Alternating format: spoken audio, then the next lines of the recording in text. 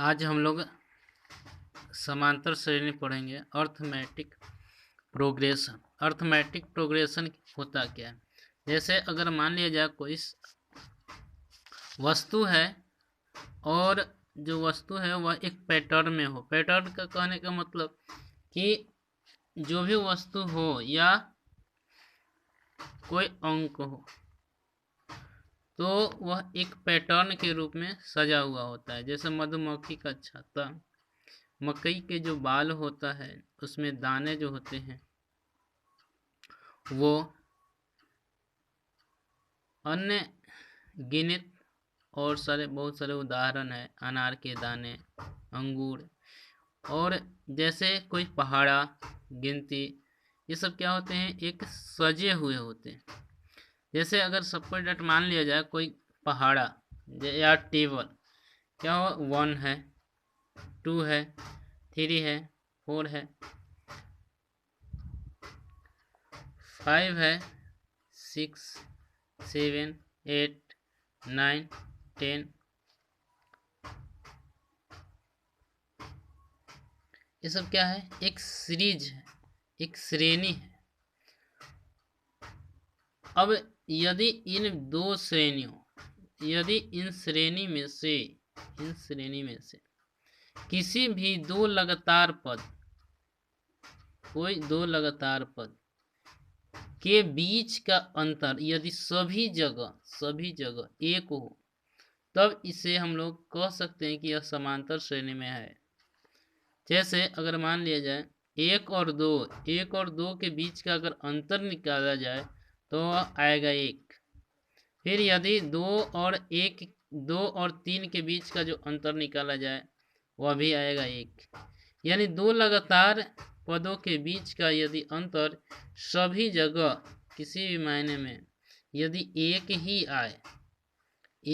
आए, यानी दो लगातार पदों का अंतर यदि सभी जगह एक समान आता है, जैसे देखते हैं 1 और 2 के बीच का अंतर 1 आया, 2 और 3 के बीच का अंतर भी 1 आया, 3 और 4 के बीच का अंतर भी 1 आया, तब इसे हम कह सकते हैं कि यह जो है वह एपी में है, यानी समांतर श्रेणी में है, अर्थमेटिक प्रोग्रेशन में है, वरना अर्थमेटिक प्रोग्रेशन में नहीं है। जैसे अगर यदि मान लिया जाए दूसरा 2 का टेबल है, 2 है, 4 है, 6 है, 8 है, 10 है, 12 है, तो ये क्या है? यहाँ से यहाँ, यहाँ से यहाँ, यहाँ से यहाँ, या हो सकता है इसको दो लगातार पदों के बीच का अंतर यदि सभी जगह समान हो, जैसे 4 और 2 के बीच का जो अंतर है 2 है, 4 और 6 के बीच का जो भी अंतर 2 है, यहाँ भी अंतर 2 है, 8 10 के बीच का अंतर, 10 और 12 के बीच का अंतर के मतलब घटाव। और यह जो अंतर निकाला जाता है इसके फॉर्मूले होते हैं A2 घटाव A1, यानी दो लगातार पदों के बीच का अंतर निकालने का अर्थ है कि बड़ा में से छोटा को घटाएंगे। यह जो सीरीज है आगे की ओर बढ़ रही है। हो सकता है कभी कभी सीरीज उल्टा भी चलता है। जैसे अगर मान लिया जाए कोई सीरीज है 8 है, 8 के बाद 6, 6 के बाद 4, 4 के बाद 4 के बाद 2, 2 के बाद 0, तो ये क्या है? सीरीज उल्टा चल रही, तो ये क्या होगा? इसमें से इसको घटाएंगे, यानी A2 घटाओ A2, A2 घटाओ A1, तो क्या होगा? 8 है, यानी 6 घटाओ 8, यानी हो जाएगा -2। यहाँ पर क्या हुआ? उल्टा सीरीज क्या चल रहा है? उल्टा चल रहा है, यानी बड़ा से छोटा। तो ये माइनस जो चिन्ह बताएगा, यह बताएगा कि उल्टा जो सीरीज है वह बड़ा से छोटा की ओर बढ़ रहा है। अब यहाँ पर A1 A2 की बात करते हैं कि A1 A2 है क्या? तो जो भी सीरीज है उसका जो प्रथम पद है वह A1 होगा। तो अगर इसकी बात करें फर्स्ट सीरीज की, तो फर्स्ट में क्या होगा कि जो ए है, ए कहे या A1। तो A1 का मतलब है प्रथम पद, प्रथम पद। प्रथम पद कहने का मतलब है कि जो पहला अंक है या पहला संख्या है उसी को प्रथम पद कहते हैं।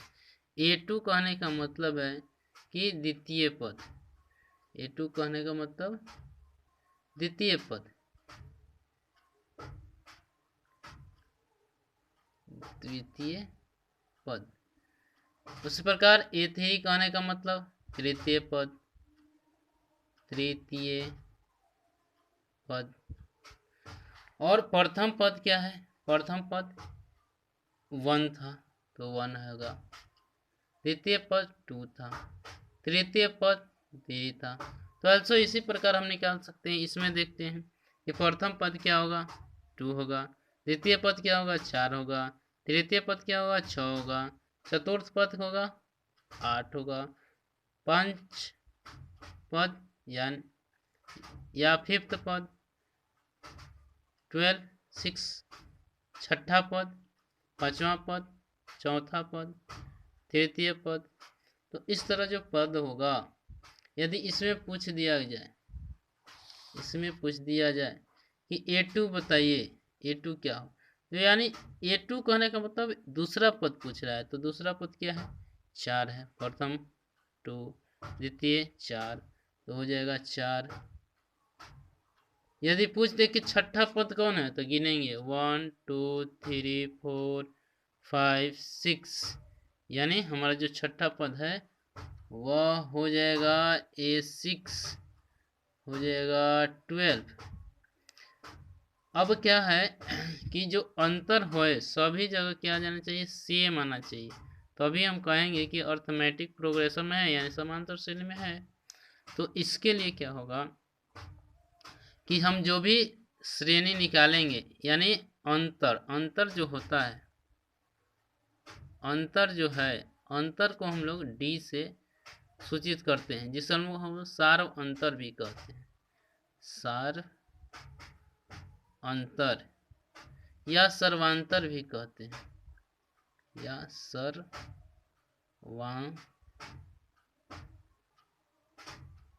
सर्वांतर, जिसे हम लोग D से सूचित किया जाता है।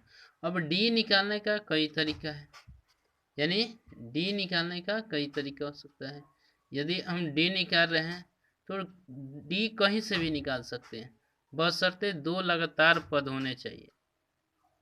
अंतर जो हो कैसा हो, 2 लगातार पदों के बीच का अंतर, यानी D जो है 2 लगातार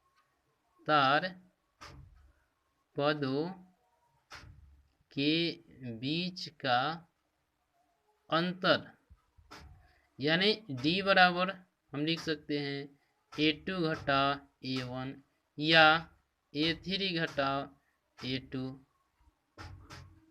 या A4 घटाओ A3 या A5 घटाओ A4। ऐसे also हम कितना भी लिख सकते हैं। यदि कोई पूछ दे कि D बताइए, यदि D क्या करना है, बताना है, यानी D बताएं यदि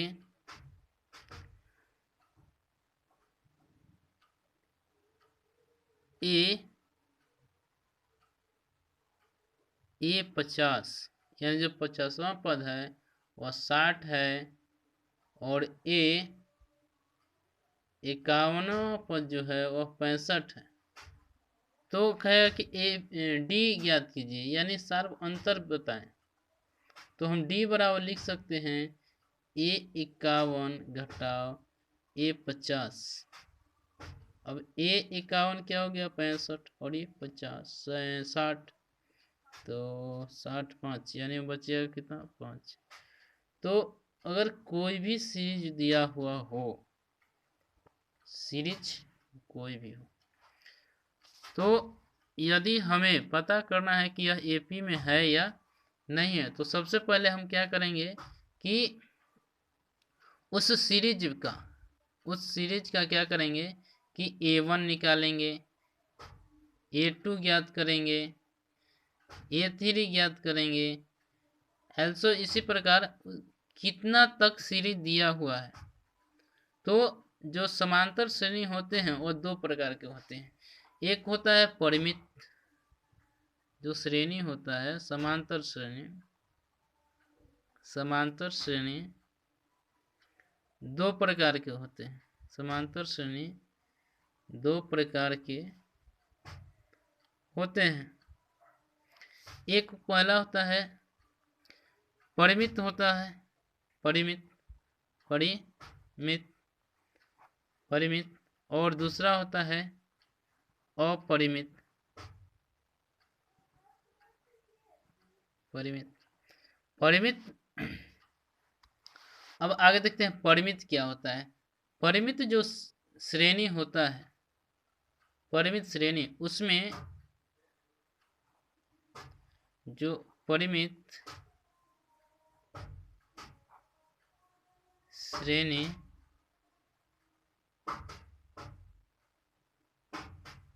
श्रेणी में पदों की संख्या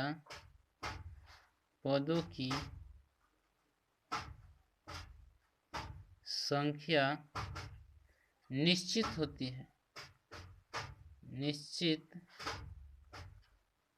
होती है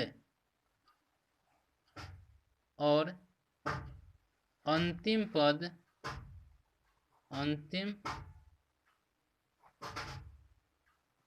होता है, किंतु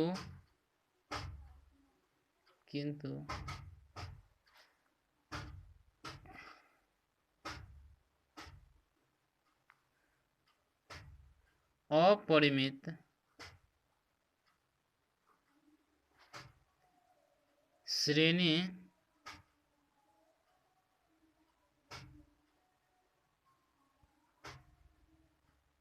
में अंतिम पद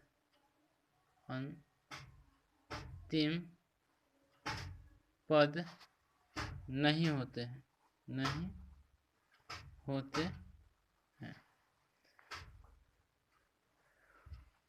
अब जो भी हम लोग A1, A2, A3 ज्ञात करेंगे, अब हमें क्या करना था, D ज्ञात करना है।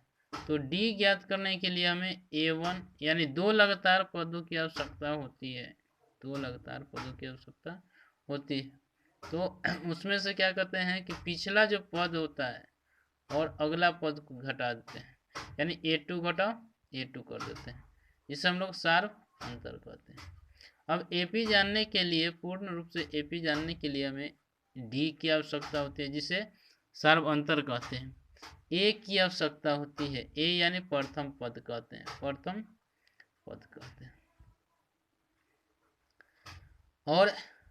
पद कहते हैं A। और N एक होता है, N के मतलब पदों की संख्या,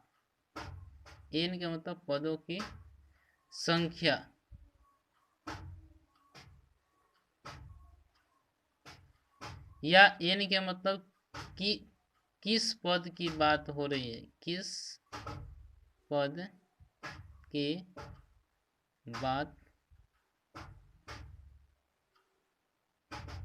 हो रही है।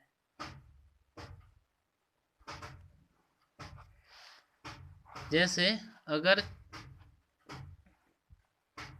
कोई सीरीज दिया हुआ हो या कोई श्रेणी दिया हुआ हो, जैसे 3, 5, 7, 9, 11, 13। अब यह हमारा जो सीरीज है, इसमें क्या देखते हैं कि 5 में से यदि 3 घटाते हैं तो हमें क्या मिल जाएगा, 2 मिलेगा। यदि 7 में से 5 घटाते हैं तो हमें क्या मिलेगा, 2 मिलेगा। और इसी तरह 9 में से 7 घटाते हैं तो भी 2 मिलेगा। 11 में से 9 घटाएंगे फिर भी 2 मिलेगा। 13 में से 11 घटाएंगे फिर भी 2 मिलेगा। तो हम क्या देख रहे हैं कि 2, 2, 2, 2 और 2, यानी हर बार हमें एक ही अंतर मिल रहा है, इसलिए इसको हम कहेंगे कि यह एपी में है। यदि एपी में है, यदि एपी में है तो हम आगे के पद और ज्ञात कर सकते हैं। जैसे मान लिया जाए ये 1 2 3 4 5 6, तो यदि 7 पद कहे कि 7वां पद ज्ञात कीजिए, 7वां पद ज्ञात कीजिए, ज्ञात कीजिए,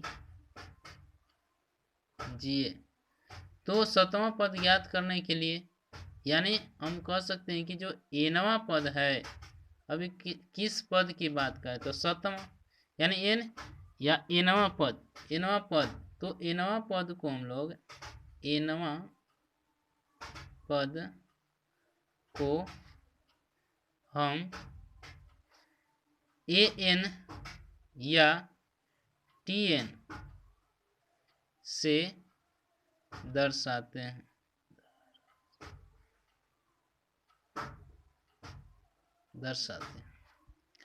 तो यदि हमें 7वां पद की बात करनी है तो A7 कहेंगे। A7 का मतलब 7वां पद, और को किसी भी पद को यदि ज्ञात करना है तो उसके लिए फॉर्मूला होता है। जैसे यदि एनवां पद ज्ञात करना हो या टीवां पद यानी एनवां पद, तो एनवां पद को हम एन भी कह सकते हैं और एनवां पद को टीएन भी कहा जाता है। तो ए एन बराबर फॉर्मूला होता है a plus N minus 1 into d. यह एनवां पद निकालने का फॉर्मूला होता है। तो हमें क्या ज्ञात करना है? 7वां पद। तो 7वां पद ज्ञात करने के लिए हमें क्या चाहिए? या 8वां पद, 10वां पद, कुछ भी। तो हमें पद ज्ञात करना है, तो इसके लिए हमें ए चाहिए, एन चाहिए और डी चाहिए। तो सबसे पहले ए ज्ञात करेंगे, एन ज्ञात करेंगे और डी ज्ञात करेंगे। तो ए ज्ञात करने के लिए ए का मतलब प्रथम पद, तो ए प्रथम पद इसमें खोजते हैं कि पहला पद क्या है। पहला पद हमें 3 है, तो इसलिए हम यहाँ क्या करेंगे, यदि 7वां पद निकालना है तो सबसे पहले ए, तो ए हमें क्या मिल गया? 3 मिल गया। अब क्या करना है? एन ज्ञात करना है, यानी एन क्या है? तो एन के मतलब बताए थे कि एन पदों की संख्या या किस पद की बात कर रहा है। तो यह किस पद की बात कर रहा है? 7वां पद की बात कर रहा है। तो एन बराबर हम क्या लिखेंगे? एन बराबर लिखेंगे 7। अब हमें डी चाहिए, तो डी ज्ञात करने के लिए क्या था कि डी यानी जो पिछला पद है उसमें से अगला पद को घटा देंगे, यानी दूसरा पद में से पहला पद को घटा देंगे। तो यहाँ पर देख रहे हैं कि दूसरा पद, या और भी तरीका है बहुत सारे, यानी 2 लगातार पदों के बीच का अंतर। तो कोई भी 2 लगातार पद ले सकते हैं और उसके बीच के अंतर को ज्ञात कर सकते हैं।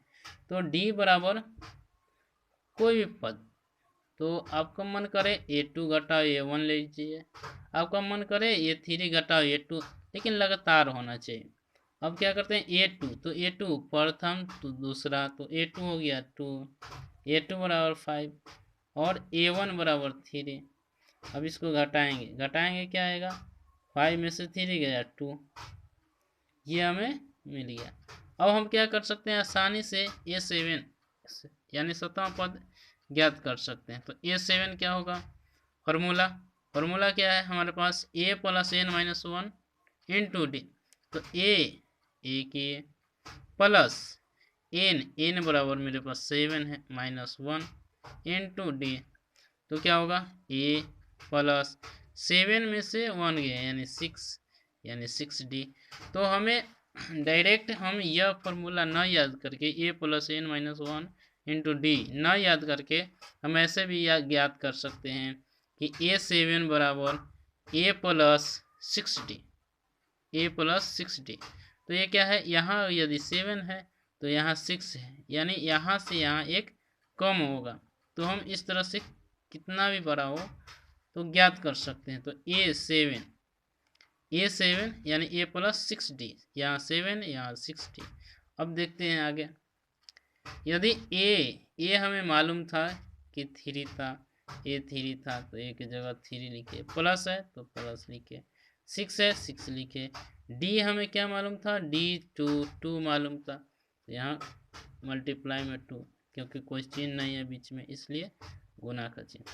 6 दूना 12, यानी पहले से 3 था अभी 12 हुआ, 12 3 15, यानी जो अगला पद होगा वह क्या होगा, 15 होगा, इसलिए A7 क्या हो जाएगा, 15, सॉरी A7, हाँ A7 15। अब इसी प्रकार हम किसी भी पद को निकाल सकते हैं इस सीरीज से। जैसे यदि मान लिया जाए ए हमें 20वां पद निकालना है, तो ये 20वां पद, तो ये 20। अब इसके लिए क्या करना है, अभी फॉर्मूला सिद्ध हुआ था कि यहाँ अगर 7 है तो यहाँ से एक कम डी रहेगा, तो इसके लिए फॉर्मूला लिख सकते हैं ए प्लस यहाँ से एक कम डी, यानी यहाँ 20 है तो यहाँ 19 डी। अब डायरेक्ट इस पर लगाते हैं, ए कितना था, ए मेरा 3 था, और प्लस है तो प्लस 19, और डी कितना है, डी 2 था तो 2, तो 19 दूना 38, 19 दूना 38, 38 और 3, 38 3 8 3 11 41, यानी हम कह सकते हैं कि हमारा जो 20वां पद है A20 वह कितना है, 41। तो इस तरह से हम बहुत सारे चीज़ों को ज्ञात कर सकते हैं, बहुत सारे